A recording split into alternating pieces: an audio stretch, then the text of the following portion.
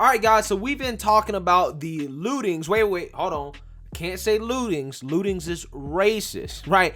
What I'm supposed to say is organized robberies and smash and grabs that have been happening all over the Bay Area. Now, the mainstream liberal media acts like this is new, when it is in fact not. Okay, this has been going on for years, right?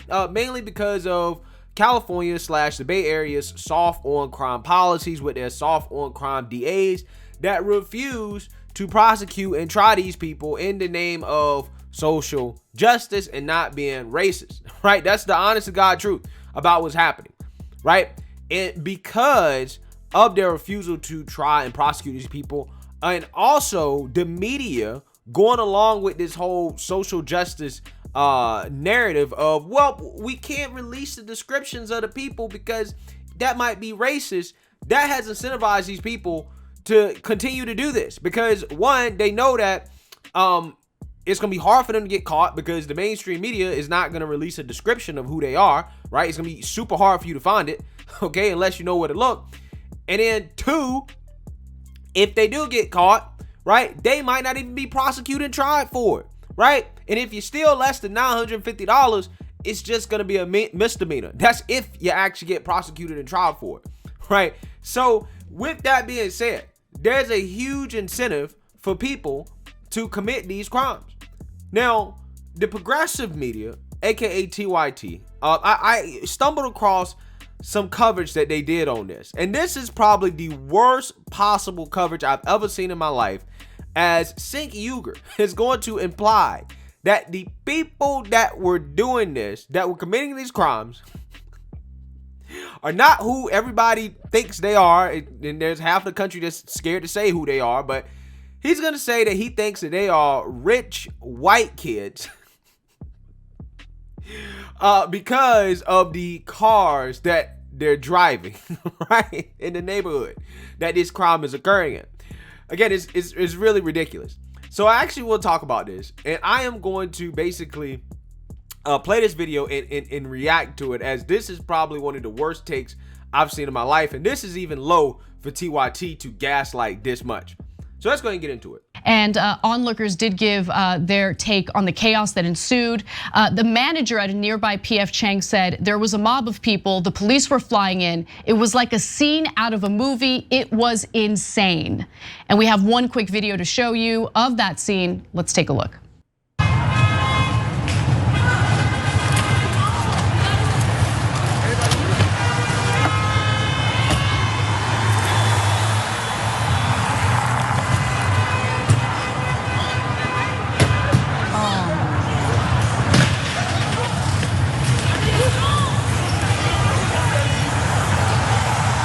Now, I want you guys to actually take a look at some of the people doing this, okay? Just take a look.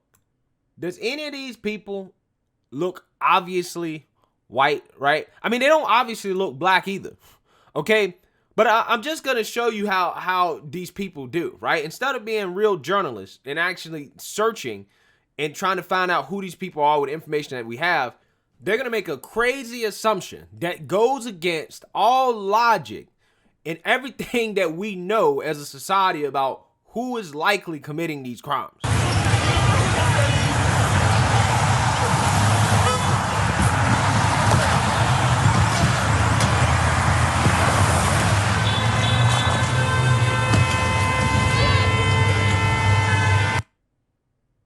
I think it's incredible, like, how brazen this was, especially considering the fact that they're getting into cars with the license plates just in plain view. So far, 3 individuals have been arrested. Police are reviewing the surveillance to see if they can find any other suspects. Yeah, guys, before you make rush to judgment on who did it. Don't rush to judgment on who did it. Remember that. Don't rush to judgment. Be careful on this one. There was a lot of nice cars in that Getaway scene. Okay. Oh, I wonder where he's going with this. A whole lot of nice cars, right? A whole lot of nice cars. Indicators of who did it, okay? I think I saw a Mercedes and a BMW in there, and it looked like a lot of young kids. A lot of them appeared to be white, and okay. So this is what this man is saying. He's saying Guys, be careful. Don't just make assumptions about who did this, okay? But I'm going to make an assumption and tell you that because the cars was really nice, right? Because the cars are really nice, and some of these people look like they're white, even though I just showed you the video that doesn't look like they were white at all, okay? I'm going to assume that they're white, right? He's assuming based off a video that does not show who these people look like, obviously, and the fact they're driving nice cars, as if black people or other people, so-called people of color, can't drive nice cars, right? That's what he's saying. That's what he's saying. But, you know, hey, maybe that video doesn't show us enough in terms of what these suspects may look like.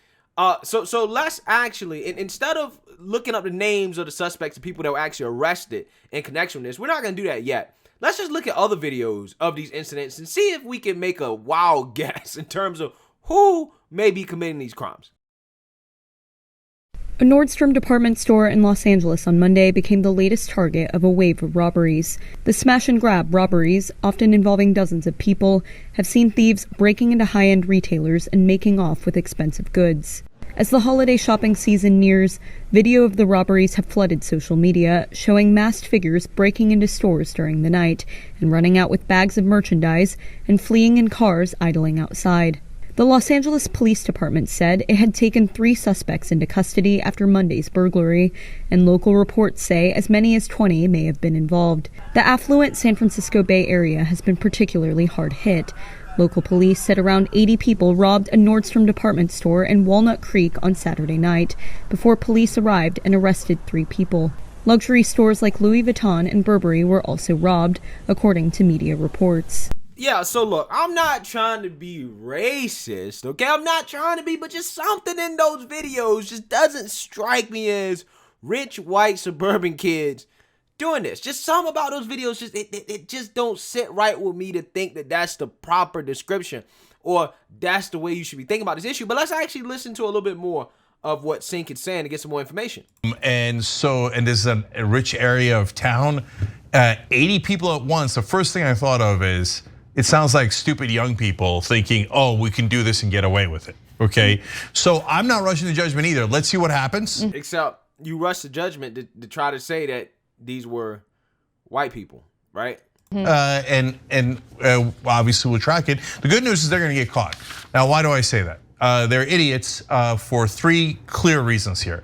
Number one, when you do a crime with 80 people at once, somebody's gonna tell the cops. Once you get someone's gonna talk, right? Yeah, once you get beyond 3, you're in a world of trouble. 80, people are gonna leak like a sieve, especially if my theory is anywhere near right and they go to an upper middle class home and go, hey, we hear Johnny was involved in a national robbery. Johnny's gonna be like, oh, Bobby made me do it, Susie made me do it. Okay, so. You see the names he's using there? Johnny, Bobby, Susie, okay. Johnny, Bobby, and Susie, right? What do you think he's trying to say? He didn't say Deshaun, right? Taquan. He didn't say those people, right? He didn't say her, Bobby, Susie. See, he is flat out trying to imply that these are white people committing these crimes. Now, again, these people call themselves journalists, okay? And the issue is, what makes this so hilarious is that the names of the suspects that they arrested for this crime, they're out there, right? The world can just see what their names are, and their names are not Johnny, Bobby, and Susie, right? That's not their names. So Cenk Sanders, he's either being an actor here, right? He's playing his role because he is afraid to tell the truth about who's committing these crimes, or he's just ignorant. Both of them are bad, right? Both of them are terrible, okay? And I want to be clear about what I'm saying here for one sec. I'm not saying that there are no white people who are participating in these robberies, right? I'm pretty sure they are, right? But Cenk is making a statement to try to imply that a majority of the people participating are white, okay? And specifically white suburban rich kids, right? People that are well off. That's what he's implying here, right? And so that's what I'm going after here, okay? I'm not saying that there's no white people that may be involved. Obviously, they can be, but we're trying to figure out who is committing a majority of these crimes, right? That's what we're trying to figure out here. But let's just go ahead and reveal the names of the people that were arrested and their race and ethnicities, just to show you how silly Cenk Uygur is.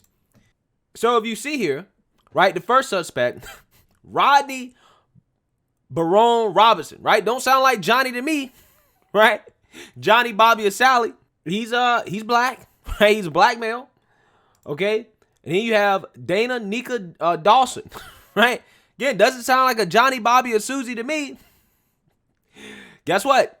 She's black. She's black. I mean, it is what it is. This is just the facts, okay? This is just the facts. So you're 0 for 2, Cenk. And then you have Joshua Noam William Underwood, who also is, you guessed it, black, okay? So the 3 people that were actually arrested, that is public record, right? If you look at the Contra County Sheriff records, right, which TYT should have looked into, and don't get me wrong, I don't blame them to a certain extent because, guys, I try really, really hard to find the descriptions of these suspects, right? I try really hard. And it took a whole lot of searching in order to actually find it, okay? And that's done on purpose because they don't, the mainstream media doesn't want you to know who these people are because it might look bad on a certain group of people. So again, I don't blame them if they had a hard time finding it. But I highly doubt that they did any research at all into who actually was arrested, you know, when these crimes were committed before doing this. Because otherwise, if they had done that, then why would you run with this narrative that they are likely to be rich white suburban kids, right? And again, it's not like I have an issue if it actually was rich white suburban kids. I would just, hell yeah, you know, these were rich white suburban kids, right? Call it like you see it. I have no issues with that. But again, they're either just ignorant or it's just a lie, right? And that's the thing. You know, it's one thing to omit details, which is what the mainstream media does. But the progressive media goes even further. They don't just omit details. They'll tell you the exact opposite of what the truth is, right? Which is what Cenk just did. That's what he just did. And the irony in this is that he's doing this because they don't want to be seen as racist. However, in the act of doing this, they actually are being even more racist, right? Because Cenk is basically implying that black people can't own nice cars, right? As if only rich people own nice cars and black people can't be rich. Black people are poor. So therefore, it's not possible that it's them. When we all know, anybody that knows anything about people's personal financial habits, like I do, worked in the industry for, long enough to know, that's not true, right? There's a lot of people that make $30,000, $40,000 a year that are driving Mercedes Benzes and Lexuses and all types of cars that they really have no business driving because they have poor financial literacy, right? They make poor financial choices. Matter of fact, that is the reason why they stay poor. They stay poor because they go out here and they buy these expensive cars, even though they really can't afford it, right? That's not what rich people do. Rich people don't buy depreciating assets. A car is a depreciating asset. So when you're going out here and you see a bunch of these people with expensive cars, I'm not saying some of them are not well off. A good amount of them are well off. But also a good amount of them are not actually well off, right? A lot of these people are driving cars that are worth more than their houses. Okay? And that is one of the biggest problems in America is the lack of financial literacy among some groups of people. So yeah, when you see a Mercedes-Benz or, a BMW or a Lexus or whatever, that doesn't necessarily mean that it's a rich person, right? At all. Because again, a lot of poor folks drive those cars even though they can't really afford them. We have a debt-driven society. You can buy anything with debt, even if you ain't got the money, right? Because the banks are more than happy to lend you the money and make money off the interest, okay? They're more than happy to do that. So in an effort not to be racist, right, Cenk is actually being more racist, right? I mean, this is Joe Biden level stuff, okay? He's basically saying, right, when he talks about, oh, it's in a nice neighborhood, right? As if these people can't get in their cars and drive from Oakland or, whatever parts of San Francisco or the Bay Area that they're from to this Nordstrom or to a nicer area and commit these crimes, right? AKA black people, there's no way these people can drive all the way to a nice area, right, to commit a crime like this, okay? They can't get licenses. They're not smart enough to drive, right? Again, Joe Biden level stuff. Black people can't get on a computer to figure out how to get a vaccine, right? This is how progressives think about black people. They say soft bigotry, but I think it's hard bigotry. It really is. This is hard bigotry, right? This is what they think of you. This is what they think of black folks, okay? So again, in an effort to try to not be racist, right, to not be real about who's committing this crime, even though that's not racist, it's not racist just to be objective about who's committing the crime. Now, obviously, you shouldn't stereotype, but we all see with our eyes, right, who is committing these crimes, and we know who is likely to be committing these crimes. Not hard to figure out. In an effort to cover that stuff up, they end up being even more racist in the process. It just blows your mind. But anyways, let's finish this up just a little bit more of them discussing why they think this might be happening. So they're gonna leak like crazy. They're gonna turn on each other at record pace. So number two, there were so many of them, they caused a traffic jam. You can clearly see their license plates. It's amazing. Yeah, not very bright here. And then finally, they broke the cardinal rule of crime in America. You rob rich people, you're not gonna get away with that. Well, I don't know, bro. They've been getting away with this for years. They've been getting away with it for years. I mean, they've been getting away with it so much, guys, that they're literally, again, this is true, they're literally warehouses full of stolen merchandise that people store their merchandise in the San Francisco area, right? That they trap out of the warehouses. They turn around, they resell the stuff, right? These people are making bank off of this. Why? Because they're getting away with it, right? So to sit here and try to imply that, well, you know, because they're robbing rich people, that means they're not going to get away with it, that they're going to do something about it. Not necessarily, right? There's some rich people that are cool with it, like Seth Rogen, who told you that, hey, man, it's just a part of big city living, right? Carjackings and crime and killings, just big city living, bro. Okay, LA is not an ish hole. I mean, look, it's actually, this is something that I've been kind of keeping close tabs on, kind of waiting to figure out what's happening, because this is an ongoing trend in the Bay Area. There were 4 similar robberies within a 72-hour period. Right, so this is something that's been taking place. You know, when these types of stories first started breaking, you know, you'd see the videos of like someone going into a Walgreens, for instance, and stuffing a bag full of items and just walking out. And you know, I kind of held off on covering those stories because I was a little curious about what was really taking place. Are these isolated incidents? You know, Walgreens claims that they're going to shut down a bunch of stores, but there was some evidence that they were planning on doing that anyway, and they're just blaming it on the crime. But no, this has become a problem. Basically what she's saying is that, well, I didn't really want to cover it because, you know, I might have to say that black people are responsible for doing this. I might have to say something that I really don't want to say, right? Like my base ain't really gonna like that, okay? She says she doesn't want to jump to conclusions based off of a few isolated incidents, but you never hear this logic when it comes to police killing unarmed black people, right? Which only happens like, what, 20 to 30 times a year. But if you listen to these people, right, people on the left, they'll say this is an epidemic. Police officers are gunning down black folks in the street indiscriminately, right? That's literally the narrative that they'll push.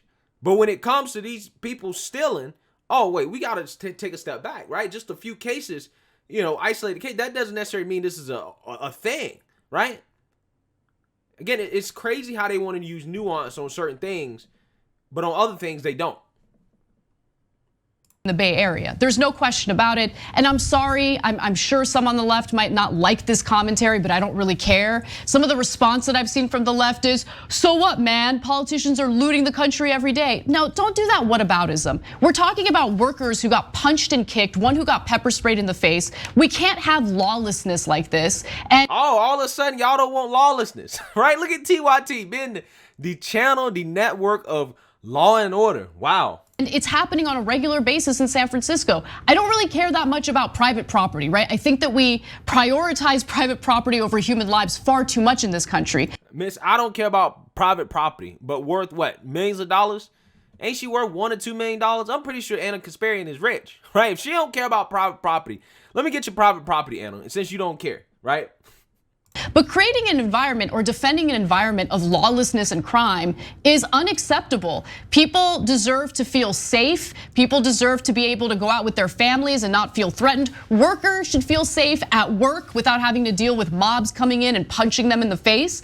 So yeah, this is a problem. This is a huge problem. And I'm trying to figure out what it is about the Bay Area specifically that's leading to this. Now, some are arguing that it's— You know what it is. It's the soft on crime policy. Stop with the cap. Stop with the cap. Trying to act like you don't know. You know. because of a proposition that was passed, Prop 47, which I can give you some details about. So let's go to graphic 7 here.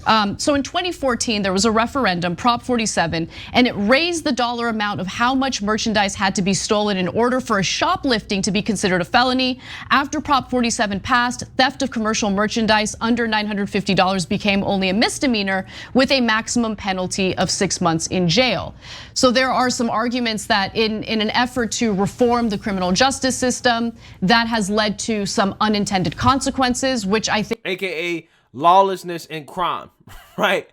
You know what it is. You know what it is. think might be worth looking at, because again, this is an ongoing issue in the San Francisco Bay Area. Yeah, so you're right that it's definitely affecting wealthy areas, but that's why there's now huge blowback. And that's why context matters. When I first started seeing those videos, I thought, yes, but there's tons of robberies all across the country all the time. If you showed 3 of them back to back, it would seem like an epidemic, even if the numbers are lower than they used to be, right? Again, same argument that can apply to police brutality, but again, they don't actually really want to consider that when it comes to that subject, right? But they want to consider that when it comes to this right here.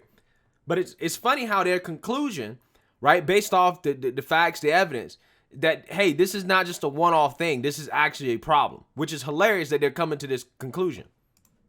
But now it looks like there's enough evidence that it is a real issue and that crime is going up. And they are hitting both the pharmacies and these high-scale stores with some regularity. And so now we get into speculation as to why. And I have to say that I do think it has to do with lack of law enforcement. Now you want law enforcement. Now you want law enforcement. Woo! Ain't it funny how these progressives switch up? And see, they're going this route because this is how they avoid really talking about the whole race thing, right? You lie about race, and then you go this route where you're like, look, guys, we know y'all want a lawless country, but we really don't, right? We really don't. So we're gonna just sit here and tell you guys that, you know what, this ain't cool. We kind of want law and order, right? Which again, is probably pissing off some of the more left-wing extremists in their base. So now, all right.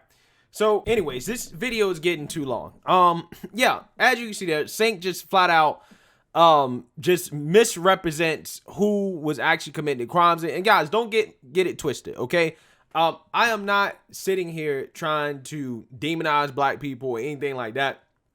I'm just saying, if you're gonna bring up race, right, and try to throw a racial element into this, at least be truthful about it, right? What Cenk said went against all logic and information and facts that we have about basic crime statistics and the video evidence that we've seen in terms of who's committing these crimes, right? So again, if you're gonna bring up race, just be truthful, right? Don't just flat out gaslight people and try to make them believe that a group of people committed this crime that didn't. And that's not to say that there were no white people committing this crime. That's not even to say there were no rich white kids that may have participated. That's not what I'm saying. But you don't have evidence to suggest that that is who is committing these crimes. So trying to smear a whole group of people like that as the people responsible for this while ignoring the people that are actually most likely for it, right? I think, again, it's just so disingenuous. And I'm just not surprised to see this from TYT. They will stoop so low when it comes to this stuff, right? Especially when it comes to the race issue. But anyways, man, let me know what you guys think. Make sure you like, comment, and subscribe. Most importantly, share a black conservative perspective. Peace.